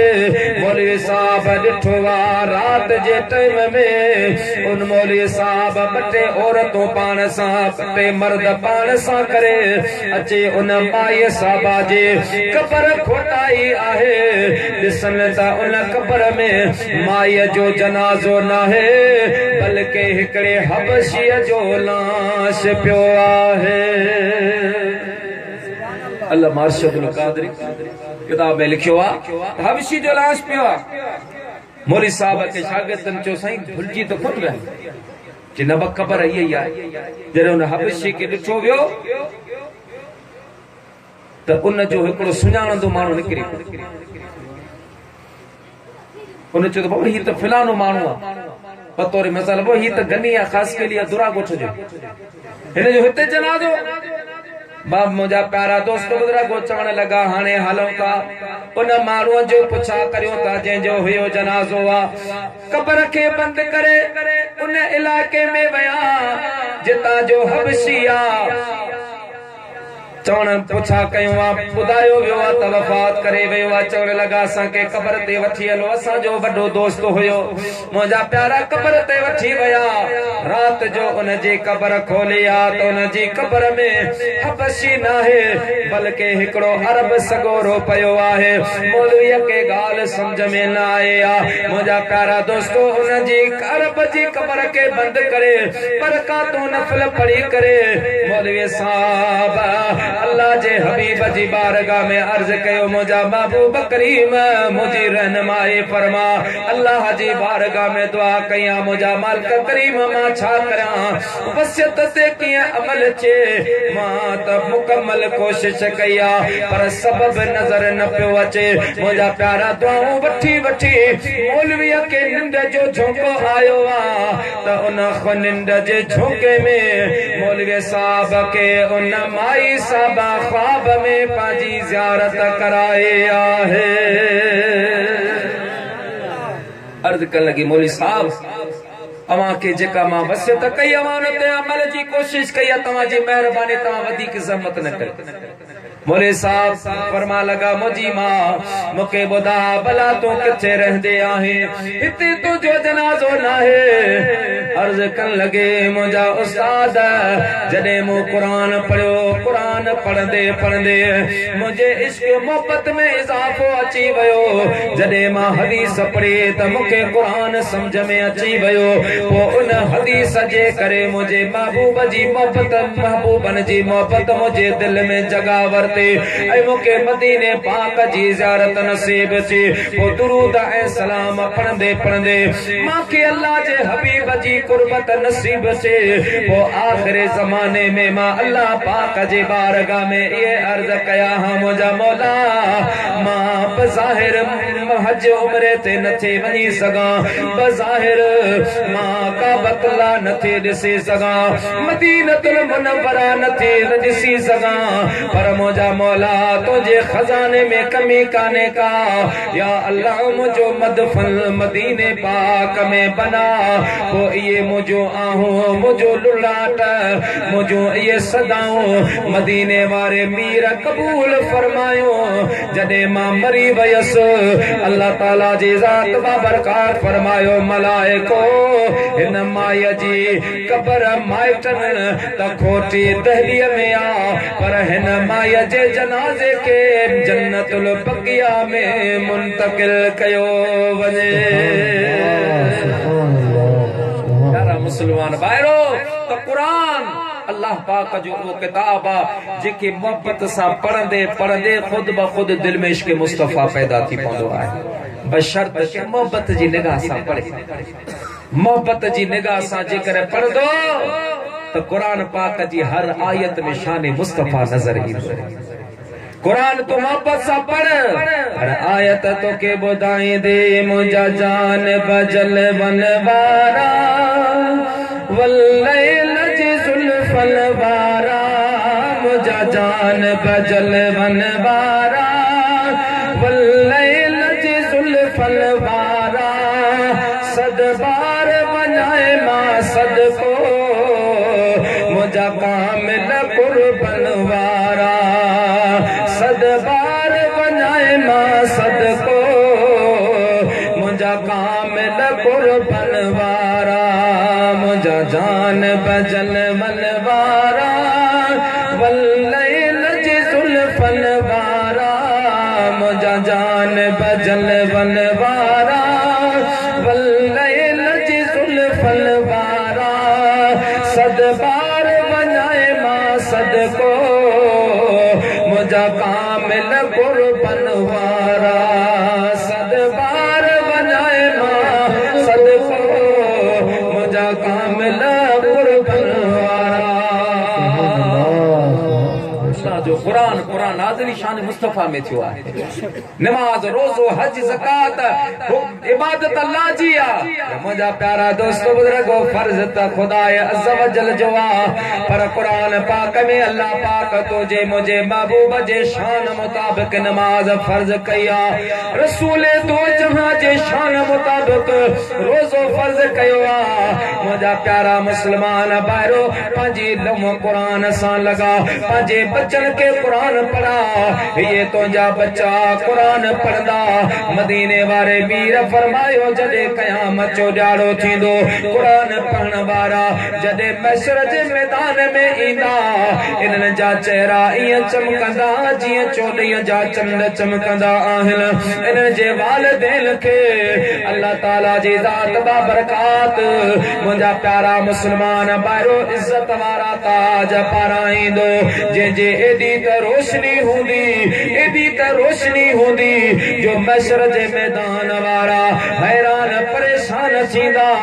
ये केर आहिनि, नबी आहिनि, वली आहिनि, सिद्दीक़ आहिनि, शहीद आहिनि, इन्हनि खे ये ताज पाराया विया आहिनि। उन ॾींहुं जवाब ॿियो केर कोन ॾींदो, अल्लाह ताला जी ज़ात बरकात पाण फरमाईंदो, ऐं महशर जे मैदान वारो ये उहे खुश नसीब माण्हू आहिनि जिन दुनिया में पंहिंजे बच्चन खे कुरान पढ़ायो हो। पर कुरान पढ़ाइण जो फैज़ ऐं बरकतूं तॾहिं मिलंदियूं जॾहिं उस्ताद कामिल हूंदो आहे। दारो मदार सॼो उस्ताद ते हूंदो आहे। उस्ताद जे कामिल आहे त शागिर्द बि अहिड़ो थींदो। तो चवंदा आहिनि त हर शागिर्द मां उन जे उस्ताद जी अहलियत जो अंदाज़ो लॻाइबो आहे। त शागिर्द जेकॾहिं आहे त उन जो उस्ताद केॾो शान वारो हूंदो। उस्ताद जेतिरो कामिल हूंदो, कई इहे बि उस्ताद आहिनि ना बा, कुरान भी पढ़ाइन था पर शागिर्दन के रसूलुल्लाह जो गुस्ताख बनाइन था। उहे भी तो उस्ताद आहिनि जेके कुरान त पढ़ाइन था पर पंहिंजे शागिर्दन के चवंदा त नबी पाक अलैहि सलातो सलाम जे अहल बैत में हसनैन करीमैन मां खातून जन्नत शामिल ना है। उहे भी तो उस्ताद आहिनि जेके कुरान त पढ़ाइन था पर चवन था त नबी करीम अलैहि सलातो सलाम जे ज़ाहिर विसाल का बाद सबा साहबी फिरी वया सवाए हजरत अली जे। कुरान तो उहे भी पढ़ाइन था पर कुरान हकीकत में उन उस्ताद जो पढ़ाइण आहे जेको पाण भी कामिल हुजे त पंहिंजे शागिर्द खे भी कामिल बनाए। वो उन निगाह सां पढ़ाए। हा उस्ताद जेकर कामिल आहे हज़रत ख्वाजा निज़ामुद्दीन औलिया महबूब इलाही ख्वाजा निज़ामुद्दीन रहमतुल्लाह अलैह नंढड़ो आहे, यतीम आहे, बाबो वफ़ात करे अमर वठी आई मदरसे में। मौलवी साहब अची मौलवी साहब मुझे बच्चो आने के कुरान पढ़ाए। सुभान अल्लाह। हजरत महबूब सुबहानी कुतुब रब्बानी सैयदना अब्दुल कादिर जिलानी गुनियत तालिबीन में फरमायो जे वक्त में वालिद या वालिदा या बई पंहिंजे बच्चे के बान का वठी मदरसे में वेंदा आहिनि, मकतब में वेंदा आहिनि, कुरान पढ़ाण वेंदा आहिनि, मौलवी साहब या मुअल्लिमा के चवंदा त असांजे बच्चे के, असांजी धीअ के, असांजे पुट के कुरान पढ़ा। महबूब सुबानी तो फरमाए तो वो उस्ताद पंहिंजे शागिर्द के तरती ते जॾहिं बिस्मिल्लाह पढ़ाईंदो आहे, हेॾा बच्चो बिस्मिल्लाह पढ़ंदा होॾा अल्लाह ताला हुनजे माउ पीउ जी माफ़ी जो ऐलान फरमाए छॾींदो। माउ पीउ जी माफ़ी जो ऐलान फरमाईंदो आहे। प्यारा दोस्तो, अमर वठी आई हजरत ख्वाजा निजामुद्दीन औलिया महबूब इलाही के उस्ताद वट छॾे वया। मौलवी साहब यो मुंहिंजो बच्चो आ, सैयद ज़ादो आहे, आली नबिया औलाद अलिया, अवां हिन के कुरान पढ़ाए जो। मुंहिंजा प्यारा दोस्तो बुज़ुर्गो इल्म पढ़ाए जो। अम्मा छॾे रवानी थी वया। उस्ताद कमल मां फारग थे निजामुद्दीन औलिया के फरमा लगा, निजाम असांजे मदरसे में तालीमूं हलंदियूं आहिनि। जे चमी त तोखे मुहिब बनायो, चमी त तोखे महबूब बनायो। अल्लाह ताला पंहिंजे वली खे केॾी ताक़त ॾिनी आहे। ऐलान करे पिया ॿुधनि, चमी त मुहिब बनायो, चमी त महबूब बनायो। अल्लाह तबारक व तआला पंहिंजे प्यारनि खे इहो कमाल ॾींदो आहे। हज़रत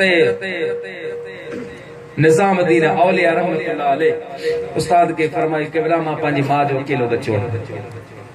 मूं को बि फ़ैसिलो अम्मा जे मुशावरत बग़ैर कोन कयो। मूंखे इजाज़त ॾे त मां मां खां पुछी अम्मा चवंदी पंहिंजो निकिता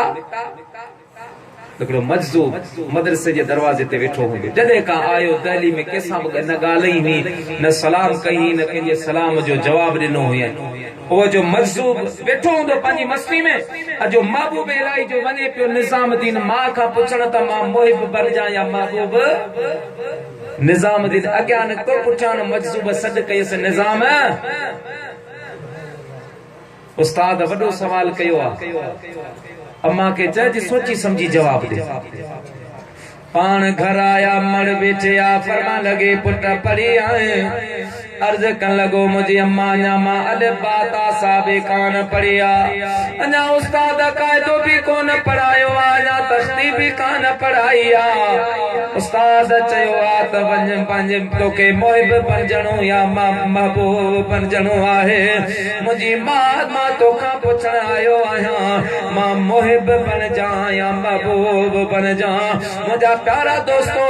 मां बग़ैर सोचण जे फरमान लगी ओ निज़ाम वञी उस्ताद के चो असांखे मुहिब बणजणो नाहे, असांखे महबूब बणायो वञे। पाण अर्ज़ कई, अम्मा मुहिब महबूब में कहिड़ो फ़र्क़ु? मां फरमायो त पुट मुहिब हिन दुनिया ते अगर को बनियो आहे त सिर्फ़ ऐं सिर्फ़ सैयद शुहदा इमाम आली मकाम सैयदना इमाम हुसैन बनियो। जो मुहिब बनियो इमाम हुसैन जे मथां केॾा जबलनि जेॾा इम्तिहान अचे वया। बच्चा कोणा पया, ॿाहिर कोणा पया, वतन छॾणो पियो। महबूब करीम सल्लल्लाहु अलैहि वसल्लम जे नवासे के केॾा इम्तिहान बर्दाश्त करना पया। बेटा साहब रहमतुल्लाह अलैहि फरमाइंदो आ, दोस्त को आहे दादना तो मुहिब मारा ए हासन खलीलन के सख्तियों सहा है। अल्लाह बेनियाज सा करे जा चाहे, नहीं मंज आहे यरऊनी गाल इसरार जे। मुझा प्यारा मुसलमान भाइरो, हजरत महबूब औलिया निजामुद्दीन आयो आ। उस्ताद के चया, उस्ताद अम्मा चवे पे असांखे मुहिब नाहे बणजणो, असांखे महबूब बणायो वञे। उस्ताद उहे सबक पढ़ाया, उहे मारुफत जा रस्ता ॾेखारिया। उन मकाम ते निज़ाम दीन औलिया रहमतुल्लाह अलैह पहुंचा जो एक मर्तबा हजरत अमीर खुसरो रहमतुल्लाह अलैह जेको निज़ाम दीन औलिया जो मुरीदा खलीफा उन जी मुलाकात हजरत अबू अली कलंदर सां थी त अबू अली कलंदर फरमायस अमीर खुसरो दे खबर तो मुरीद के जो अर्ज कर लगो कबिला मा मुरीद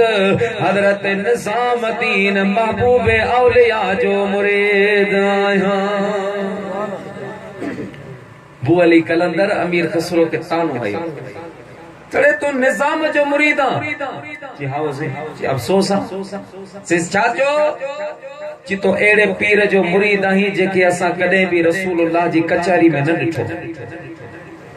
महबूब जी महफिल में असा उनके कोन डिठो आ फकीर मशवरो तो जाए वनी एड़े पीर जो मुरीद थी जेके रसूलुल्लाह जी महफिल नसीब हो बड़ी गाला अमीर खुसरो जरे ये गाल बुधी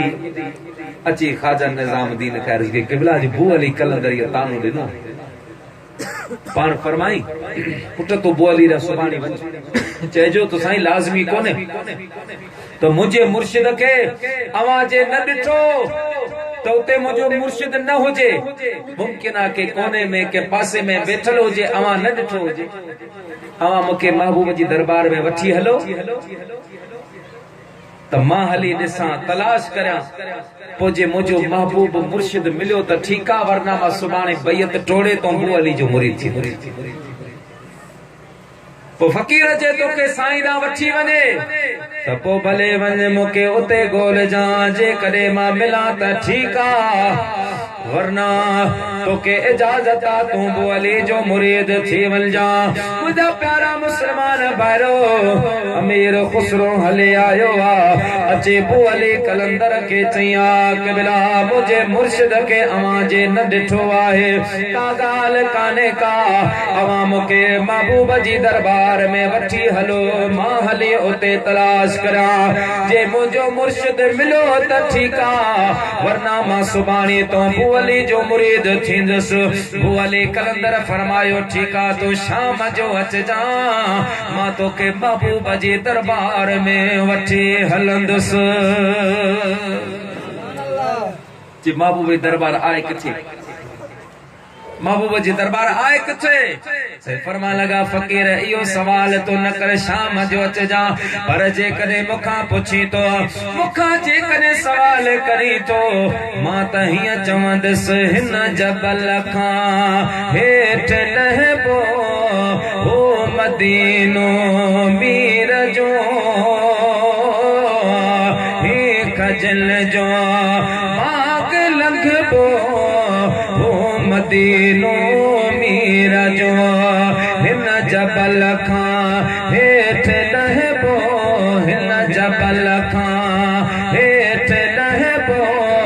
हो मदीनो मीर जो हे खजल जो पाक लंघबो हो मदीनो मीरा जो हे खजल जो मदीनो मीर जो निकरे नखल सालमा पुजदा सुखाने खुवते पुजदा सुखाने खुवते उत वही आराम वठबो उत वही आराम वठबो हो मदीनो मीर जो खजल जो पाक लंघबो हो मदीनो मीर जो हिन जबल खां हेठ लहबो हिन जबल खां हेठ लहबो हो मदीनो मीर जो हे खजल जो पाक लंघबो हो मदीनो जो तकबीर रिसाला तहकीक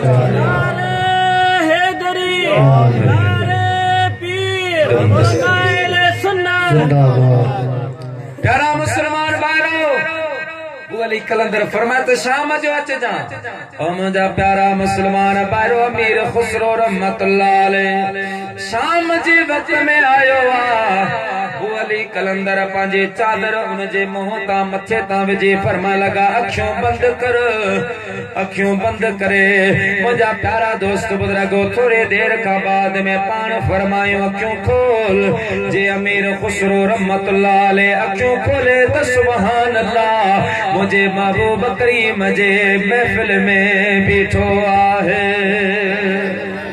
मुझे हबीब करीम जे दरबार लगी पैया,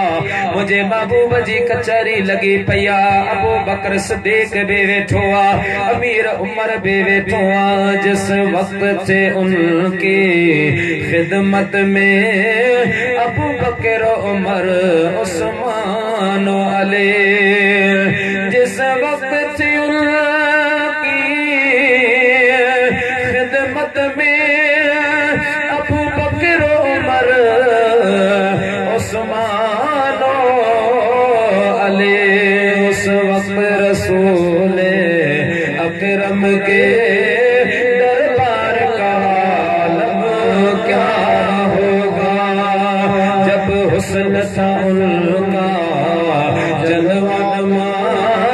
अनवार का आलम क्या होगा। हर कोई है बिल देखे पिला दीदार का आलम क्या होगा।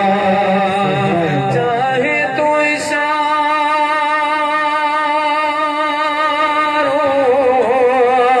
से अपने काया ही पलट दे दुनिया की, ये शान है खिदमत गारों की, सरदार का आलम क्या होगा। महबूब जी बारका में पोतवा पर मुझा प्यारा मुसलमान भाइयों, अली कलंदर तकड़े कोने में वही रहियो आ, पर अमीर खुसरो तलाश में लगो पियो आ। केडी मल हिन कोने में केडी मल हुन कुंड में अचानक मुझे महबूब पाक जी निगाह पईया। मुझे हबीब फरमायो अली यो के वठे आयो आहे। मुझा प्यारा मुसलमान भाइयों, अली अर्ज कयो राणा यो निजाम दीन औलिया महबूब इलाही जो मुरीदा जेको पंहिंजे मुर्शिद के गोलण आयो आ। मुझे महबूब करीम मुरके पया पान फरमायो अली मां मुस्तफा जे हिकड़ी त महफिल नाहे, कायनात जे सरे सरे में मां मोहम्मद जो महफिलूं आहिनि। सुभान अल्लाह, नारे तकबीर, नारे रिसालत, शान मुस्तफा। सुभान अल्लाह, अली कायनात जे सरे सरे में मां मुस्तफा जो महफिलूं आहिनि दिखारणियो आहिनि। वनी अली कलंदर जे निजाम दीन औलिया जे मुरीद के आसमान वारियो ज़मीन वारियो आसमान वारियो महफिलों लिखार, कायनात जे ज़रे ज़रे में मां मुस्तफा जे महफिला तने चबुआ गुलल बूटन गुलशन जे बहारन में मोहम्मद आ। गुलन बूटन गुलशन जे बहारन में मोहम्मद आ। सरापा हुस्न दर्दिय जे निज़ारन में मोहम्मद आ। गुलन बूटन गुलशन जे बहारन में मोहम्मद आ।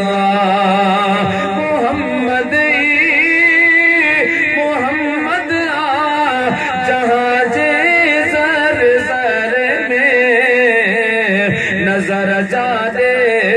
कयम तादे नजारन में मोहम्मद आ। नजर जादे कयम तादे नजारन में मोहम्मद आ। महफिल में हल दे तेरे आसमान ते वया उते मुझे महबूब जी महफिल लगे पया। उते भी औलिया अब्दाल पंहिंजे शान मुताबिक वेठा हा। उते भी निजाम निजाम दीन कौन मिलो बे आसमान ते टे आसमान ते हलंदे हलंदे जने सते आसमान ते पहुता दिसन त सुभान अल्लाह इते वडी महफिल काने का टे शख्सियतों वेठलो आहिन विच में नबी जो सरदार आमिना जो लाल वेठो ए साजे पासे पीरन जो पीर सुनो अब्दुल कादर जिलानी वेठो काबे पासे हजरत महबूब इलाही ख्वाजा निजाम दीन औलिया वेठो आहे निजाम दीन औलिया वेठो मुझा प्यारा मुसलमान भाइयो बुअली कलंदर जेको जमीन का आसमान ताईं मुझे महबूब जूं महफिलों ॾिसंदो आयो जॾे सते आसमान ते मुझे महबूब करीम जी कचारी ॾिठी तॾे दाहन करे वई चवण लॻो मुस्तफा शान अव्हां जो शाया मुस्तफा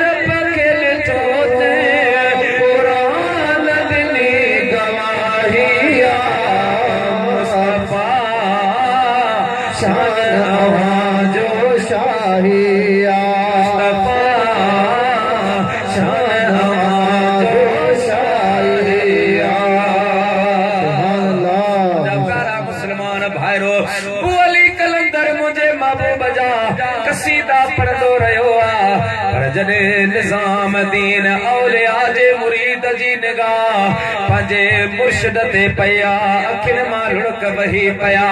मुंहिंजा प्यारा ख़ुशीअ जे आलम में अर्ज़ करण लॻो मुंहिंजा साईं जॾे पहिरीं ज़मीन ते आसमान ते बेटे आसमान ते तोखे कोन ॾिठमि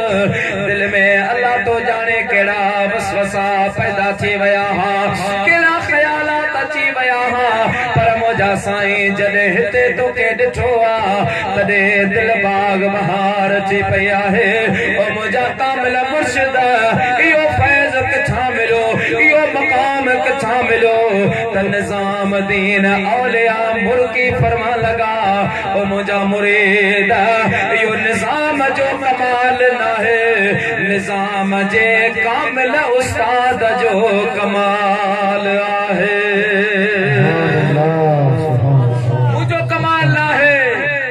उस्ताद जो कमाल जे मां निजाम दीन औलिया के जमीन खां आसमान ते पहुंचायो आहे मुंहिंजा प्यारा दोस्तो दुनिया अंदर भी